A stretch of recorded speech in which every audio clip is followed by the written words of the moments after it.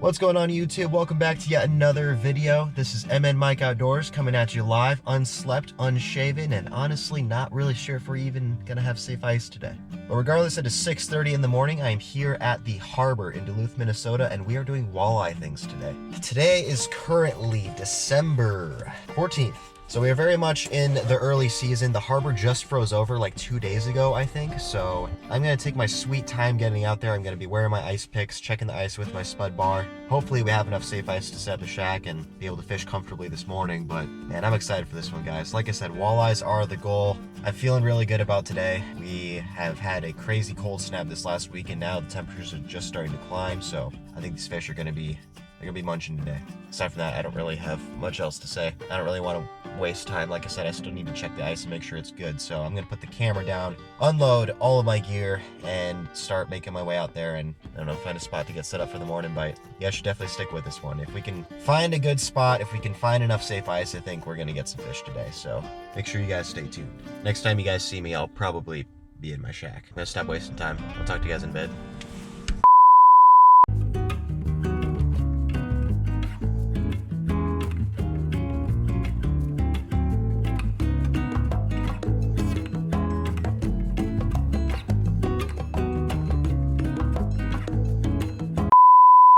All right, audio check, audio check, audio check.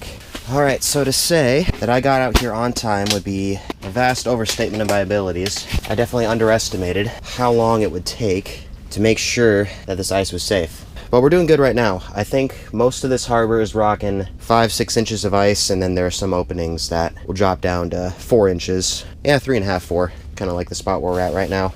But it's good ice where I'm at right now. It's very clear and strong. By all means, if you do not feel comfortable on 4 inches of ice, do not go on 4 inches of ice. And believe me when I tell you that there were probably at least 30 other shacks out this morning. The harbor is very much a loved spot for us Duluth folk. But just because there are 30 other shacks out there, don't go bombing out there completely trusting the herd mentality. You gotta be checking the ice yourself as you're going out there, because for all I know, I took a completely different route to get here than those 30 other guys. Especially on a super volatile system like we're at right here on this harbor. Like, the ice out here is constantly changing as far as, you know, wind pushing sheets out into Lake Superior or current taking the ice somewhere. There are freighters coming in and out. You know, if you get a warm spell, of course, that's gonna ruin your perfectly good ice. So you gotta get a spud bar. You gotta get these ice picks. And I'm gonna continue to wear on my neck all day. It is just not worth it to be fooling around with this kind of stuff, you know? That's enough preaching for today. We're gonna get down to fishing. I think what I'm gonna start with, I haven't even thought about this, to be honest with you. Yeah, let's just go Frostbite today. How about that? I'll get more into the exact rods that I'm using today and the baits and all that once I actually get down to fishing, but right now I'm missing prime time, so I need to get down there ASAP.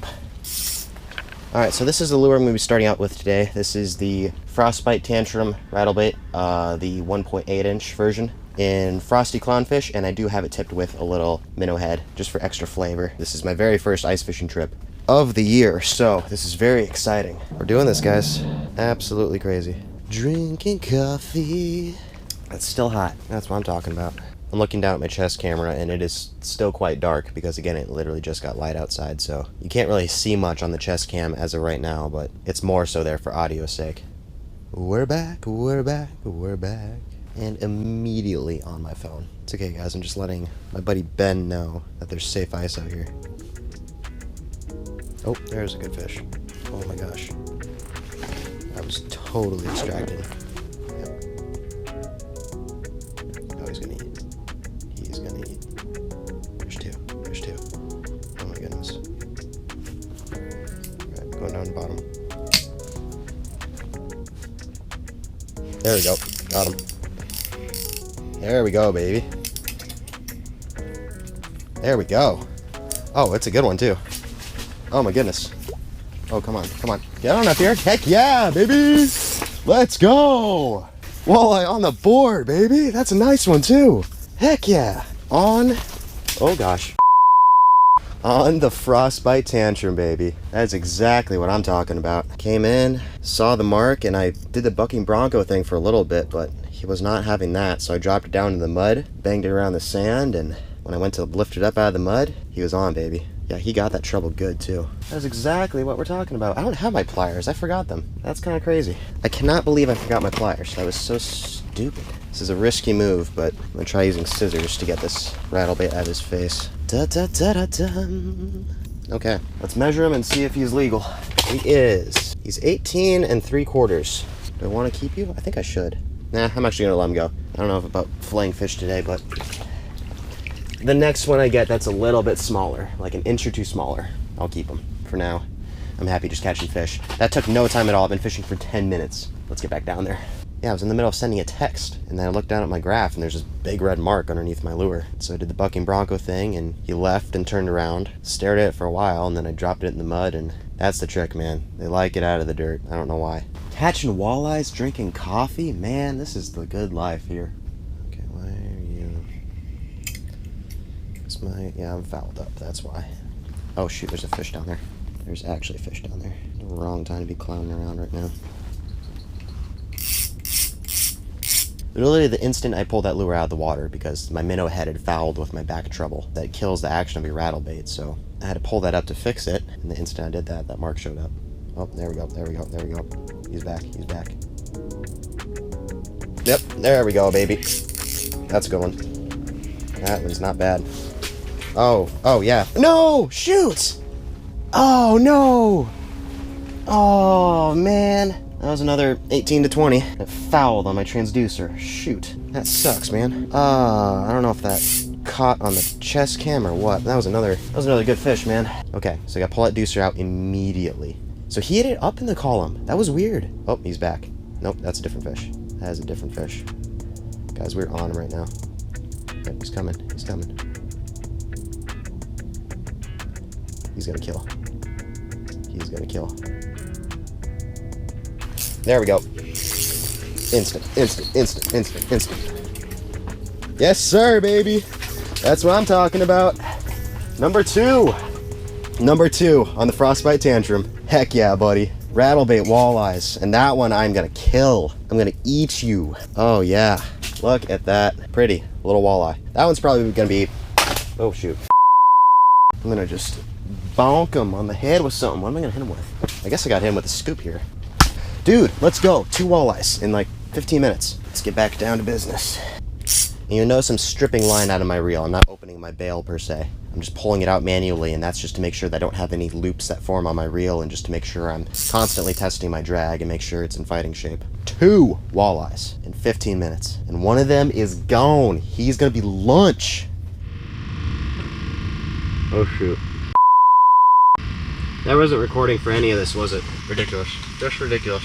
I'm not really sure when this camera cut out. Depending on when that did, I just caught a 16.5-inch walleye. If the camera cut out before I think it did, welcome back to M and Mike Outdoors. I've caught 2 16.5-inch walleyes along with a 19-incher, and I lost another 20, and I have been here for about 45 minutes. So the bite is pretty good. Almost every fish that's rolled through here has eaten. I'm gonna sit out here for another hour or 2 probably, and hopefully get a couple more walleyes, and hopefully get them on film this time. I can't believe that camera actually cut out. Sit back, relax, and enjoy the ride, I guess. I'll turn off my aerator here, sorry. You know, honestly, it's okay. Choosing to be okay that my camera cut out, because we're still gonna film a good episode today. And I know you guys are like, well, Mike, what about that chest cam? Wasn't that rolling all morning? Yes and no. Half of my batteries are dead somehow. And also, it's actually pretty dark in the shack. It's gonna be very interesting how I decide to put this all together. I keep putting my coffee on the ice, and I can't be doing that, because this needs to stay hot. I find it pretty surprising that I haven't caught anything on the dead stick yet. Every fish I've gotten this morning has been on the active rattlebait rod. But some days I just like that. Like, I'll certainly rather catch them actively jigging them with the rattlebait, but there are other days when conditions aren't so great that live wiggly minnow just off bottom is what gets them going. And then there are days when a plastic rattlebait ripping around in their face is what gets them going. So fish are weird, man, but that's why you gotta be trying different stuff, and that's why you should always put out your second line here next to me. I want to continue to text Ben and berate him for not being here, and this is when a fish is gonna roll in. Oh, there's a fish. That's a good fish too. He's neutral though. There we go. There we go, baby. He just needed it down the mud. That's all he needed. Okay, he's not that big. He's not that big. Oh, gross. He's got growths on him. Oh, that's nasty. I'm not even gonna show you guys what's on this guy. There's his good side. Probably a 18-incher. Yeah, what the heck, I'll show you guys. Look what's on that thing's face. Isn't that gross? Aside from that, 18-inch walleye on the Frostbite Tantrum. Exactly what I'm talking about. Go back in the water. There you go, buddy. Well, I feel bad for that guy. That was gross. Fish is still biting. That is the 4th one of the morning. He was a little more negative. He came in while I was ripping the rattlebait and just kind of stared at it. So I did the bucking bronco thing and he stared at it some more. So I dropped it down the mud. He circled back around to look at it. And I ripped it around the dirt, got those BBs rattling and got some sand kicked up and brought it back out of the mud, and yeah, he was all about that. It's all about being able to adapt to the behavior of the fish that you're currently grabbing.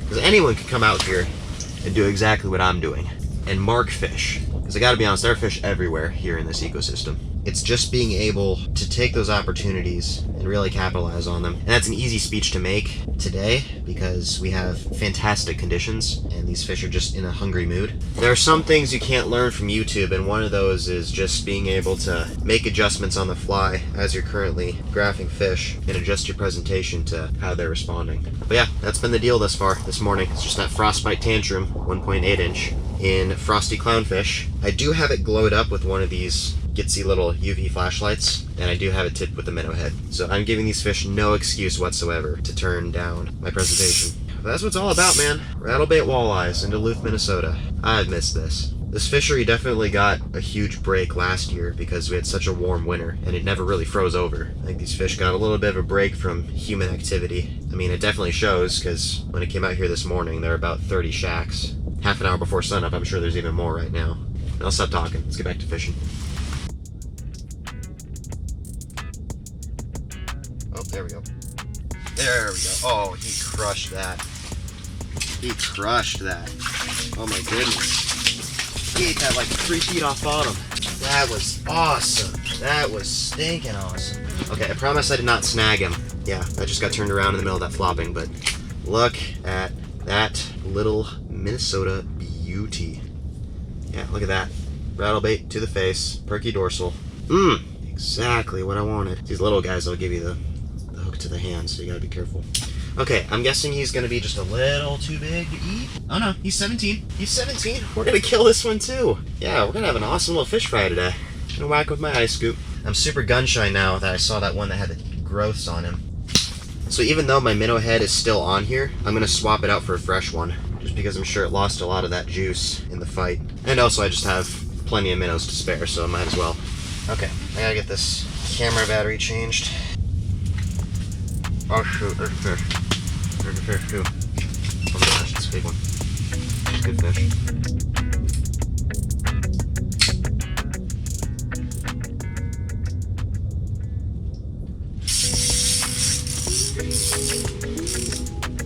Oh gosh.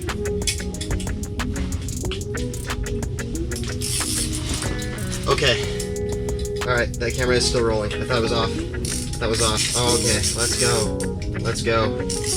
Oh my gosh. Let's go. This is the biggest of the day. This is the biggest of the day. This is a good fish. This is a very good fish. Okay. Okay. Oh yeah. Good fish. Good walleye. Good walleye. Oh, he's not that bad. He's just hooked on the side of the face. Get up here. Heck yeah. Heck yeah. Okay. We're doing things. We're doing things. My chest cam is dead, so the audio is going to be pretty trash, but another good walleye on that rattlebait, man. That's exactly what I'm talking about. This one also has weird growths on him. I don't like that. I started killing these things in hopes of eating them today. But look at that. He's got like weird growths on his gill plate. So, but there we go. That's what I'm talking about. Probably an 18-inch walleye. Heck yeah, buddy. Heck yeah. Go back. And he's gone. Cool. Okay, I have so much to do. I need a new minnow head. I need to change my chest cam battery. There's just a lot that needs to happen right now. Let's get this show on the road. You guys are probably wondering why I didn't say anything during that whole interaction, and that's because I thought this camera was dead. But I guess that was just my chest cam beeping again. It's important to always pay attention, guys, whenever you're on a hot walleye bite like this. I haven't had a mark in 5 minutes, and I'm already back on my phone. I have grown soft in my absence at college. Yeah, you know, I haven't caught a slot-sized walleye in about 20 minutes. Life's pretty tough right now. It sounds like someone just lost one. Guy next to me screaming, "No, no." Been there, buddy. Happy holidays, Jolly Christmas. I need just like a 52-inch walleye. We're all good, guys. 12 seconds later. Alright guys, all my camera batteries are dying and I haven't gotten a bite in about 45 minutes. So based off what I know about the harbor, that means that the morning bite is done and these fish are probably going to be super neutral for the rest of the day into the evening. So I think that is my cue to wrap up this show. Before I go though, I do want to show you guys exactly how I put this program together as far as tackle. First, I'm going to note that I did have a dead stick running next to me this entire day, just a chub minnow hanging pretty close to bottom. That did nothing all morning, but I don't regret anything about putting that in there because there are times out here on the harbor where that dead stick has absolutely saved me. You're allowed 2 lines here on this fishery and I always try and take advantage of it. Having a dead stick is a really good way to gauge the mood of the fish on that particular day. If your dead stick is getting hammered, that could be a cue that you need to tone down your active jigging presentation, and you have days like today where the dead stick did not get touched all morning and the rattlebait was getting destroyed, so I was able to figure out that these fish were in a pretty aggressive mood. So I had the dead stick going. I won't talk any about that. Maybe I'll do another video going into my dead stick presentation on a day when that's actually doing something for me. But that leads me to my active jigging presentation. I'm going to talk to you guys about rod, reel, line, lure. Starting off with the lure, of course, I mentioned it about 1,800 times today. The star of the show today is the Frostbite Tantrum Rattlebait in the 1.8-inch size. That is, again, the Frosty Clownfish color. I had this rigged up with a crappie minnow head on the belly treble as well, just for extra scent. I really don't think that played much of a factor today. I think these fish probably would have killed the rattlebait without bait, so I don't know, just an extra little something, I guess. And then the rod I'm using is a St. Croix Mojo Ice. It's a 36-inch medium. I like the longer rods for being able to just sit back in your chair and jig and not having to be, you know, hunched over your hole with a 26 or 28-inch rod. And then too, the longer length is really good for absorbing head shakes and quick turns and runs and stuff like that, which when you're using small trebles like this is really good for keeping hooks pinned. So I do like using longer rods. Again, that's a 36-inch medium. As far as a reel goes, historically I've been a Shimano Sienna 1000 kind of guy, but for the last couple seasons I've been experimenting with the Frostbite Diesel 1000 and I'm a huge fan of that. Yeah, it's got just a really good smooth drag and it's a super light reel. It balances well with the rod, and I do like the fact that this handle just unscrews like so. There's not a little cap on the other side that falls off, and it makes for really nice convenient storage. So I do like this reel, and it holds a good amount of 10-pound PowerPro Super 8 Slick V2 braid. I started ice fishing with braid about 4 seasons ago, and I am definitely not going back to mono. Having braided line is an absolute game changer. There are days like today when the fish just come out of nowhere and smoke your bait, but there are other times when you really have to finesse the fish and you really have to interact with them, and a lot of times when the fish are finessey like that, they'll upshoot your bait, meaning that they'll eat your rattlebait from the bottom up, and you really can't feel that hit with monofilament line because it's so loose and stretchy. But with braid like this, if you're diligent about keeping good contact with your bait, you can feel that little uptick and you're able to give them the business. So the 10-pound PowerPro Super 8 Slick V2 braid is super sensitive. This reel holds a ton of line, which there are times I'm thankful for. If I ever hook into a big pike or a sturgeon, that has happened before. And then I'm running a couple feet of Sufix Advance Fluorocarbon. That's probably 4.5, 5 feet. That's 8-pound test. Fluorocarbon just because, you know, walleyes, finessey. Always run a fluorocarbon leader for fishing with braided line. And then I have that connected with a Spro Micro Swivel. That's a 50-pound swivel. Super tiny, super strong, and it just reels right through the guides and into your reel like that. And then connecting the leader to the Tantrum is a Spro Micro Cross Lock Snap. That's a 33-pound test snap. This is, after a couple seasons of experimenting, my favorite setup for active jigging big walleyes. There's nothing I would change about this setup. It's just absolutely perfect. That has been my program today. As far as anything else, I don't think I have anything else for you guys. If you are planning on heading out and fishing early season, by all means, please wear ice picks. Go buy a spud bar. That's the best $20-$30 investment you'll ever make. You don't need a super expensive spud bar. Just grab the cheap one from Fleet Farm or whatever. I'm always be checking ice. Again, just because there are 30 shacks out here doesn't mean that ice is necessarily safe where you are. So don't let herd mentality fool you. Just be diligent, and if the ice is sketchy, just go home. No walleye is worth falling through the ice. That's my little spiel. Thank you guys so much for watching. As always, this is MN Mike Outdoors. I am Michael Wallendorf, and we will see you guys on the next one.